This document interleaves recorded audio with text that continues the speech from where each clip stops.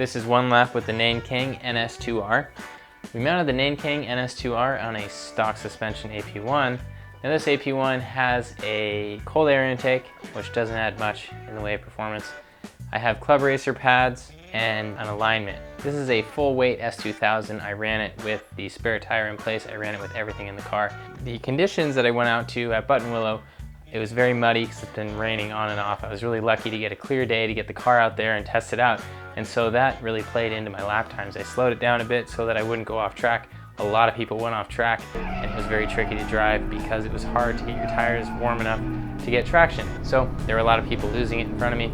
But what I found with the Nankangs was I could repeatedly run 2:08 lap times, which is actually really good for a stock S2000. On a different day when it's not muddy, I could definitely bring that lap time down a lot more. But I want to go over some things with the Nankang NS-2R. It's a very surprising tire. It's actually my new favorite cheap tire. The good, it's cheap.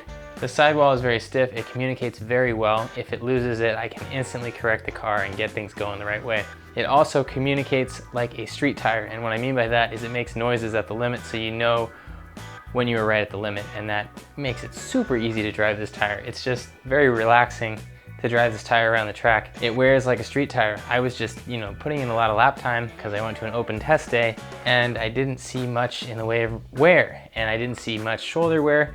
The tire wore evenly, and I can definitely go make it out to a lot more track days. So it's really a wonderful tire for the price. Now there is something bad about it, and that is it's 120 tread wear. So if I want to go into a competition, I'm going to be up against racing tires. The problem is that this tire puts down lap times the same as a street tire. A 2:08 is not killing it at Buttonwillow.